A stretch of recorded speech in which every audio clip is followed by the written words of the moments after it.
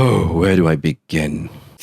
I would say these demons from Lightspeed Rescue were the most frightening and most scariest designs I have ever seen in Power Rangers history.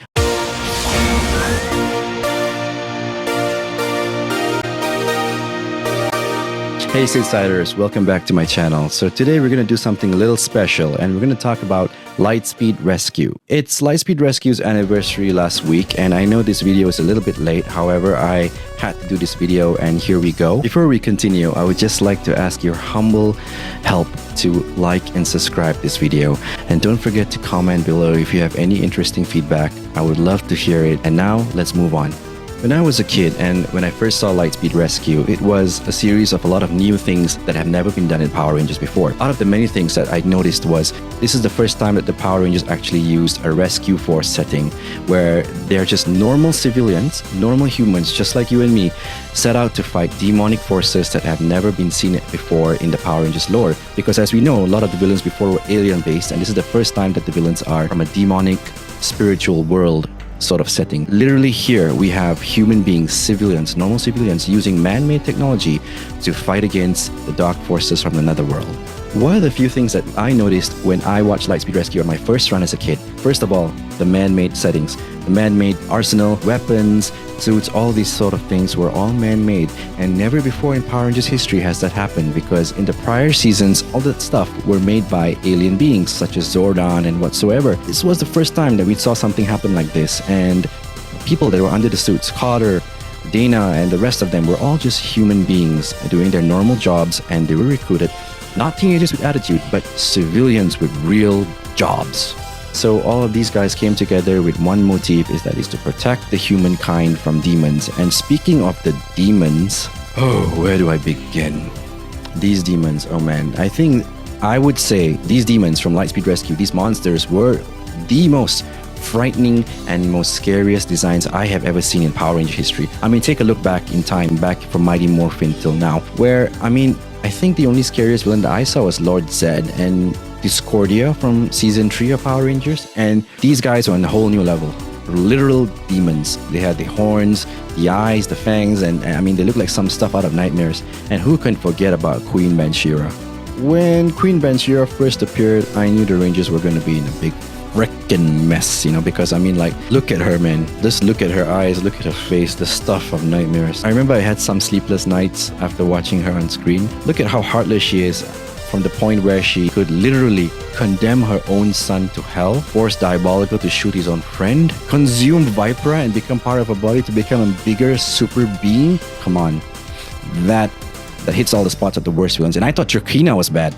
So you know what, Queen Banshira was one of those, and her gang of villains were one of those villains, and with their designs to be the most memorable thing of Lightspeed Rescue to me, because just because of how vile and demonic and scary they were. But anyway, moving on, the Supertrain Megazord. Now I know most of you guys were thinking, what? Supertrain Megazord, so what? But no, it is something. This has to be the first arsenal kind of Zord. What do you call those Zords? Compartment Zords? Carrier Zords. Oh man, I forgot. Carrier Zords that actually housed in the other Zords into the smaller compartments, but it had the ability to transform into a humanoid form. Holy crap, when that happened, I really shat my pants. That was like one of the most memorable times. I had to buy the home video cassette and kept on repeating that episode over and over again when the Supertrain Megazord first debuted. Supertrain Megazord, one of the top Megazords ever, and I'm glad to have it in my collection. I bought the deluxe toy. It is huge, and it's one of those highlights of the season, definitely. Entering Ryan Mitchell, or otherwise known as the Titanium Ranger. This guy was the first original Power Ranger in the US. When he first appeared, it really knocked the balls out of my park, man. That was, until now, is one of the coolest Six Ranger entries, second to Tommy's entrance in Mighty Morphin Power Rangers. Titanium Ranger first came as an evil ranger, and he fought the Rangers. This is all because Diabolico, one of the main villains of the series, actually brainwashed him ever since he was a kid. Yeah, he kidnapped a kid and brainwashed him for 17 years, raised him alongside the demons, and put him against his own father. There were a lot of tragic and dark moments in Lightspeed Rescue. These are one of those episodes where even my own mom and my own siblings actually sat down to see the conclusion of the Titanium Ranger saga. And boy, was it a ride. Even though we saw him for a very short time in the season, I really enjoyed watching him, and until this day, I don't have an action figure of him. It was so difficult to get him back in my country. So, here's hoping that we're gonna get a Lightning Collection figure of Ryan. Waiting for you, Hasbro. Please make it a good one, please. And of course, this video won't be complete without Carter Grayson, the mention of Carter Grayson, which was, to my opinion, one of the most badass Red Rangers in Power Rangers history. Yeah, I mean, there's so many examples, but when I first saw Carter, that was my epitome of what would be a true American hero. This was before Captain America, this was before MCU, so you gotta understand. So for me as a kid growing up in Malaysia, I was thinking like, okay, I've seen people talk about G.I. Joe, I've seen people talk about Action Man and all that, but for me personally, it was definitely Carter. This guy, man, from the time he came in, all he did was save people, and his character development, as we saw throughout the show, it's always putting himself before others and helping people in need. So for me, when I saw him bash into the castle to save his friends from Queen Banshira, those were one of the moments where I had my goosebumps pop up. And, until today, he's one of the GOATs, one of the GOATs of Power Rangers. And it was kind of neat to see him come back and still be saving people in Super Mega Force.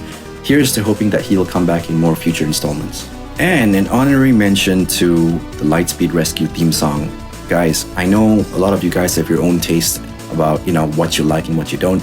But you gotta admit, man, that Lightspeed Rescue theme song, the moment it starts, the moment the camera zooms into the bass, and the bass rises up till that chorus, that power's on its way, Rangers. Okay, that was pretty bad singing, I know, but I mean, when you experience that song, that excitement before the show starts, Lightspeed Rescue is definitely in one of those top 10 Power Ranger theme songs of all time. That's for my opinion, by the way. So guys, what do you guys think about the show? I know some of you guys are legacy fans who have been there for a long time, who have watched all seasons, and some newer people.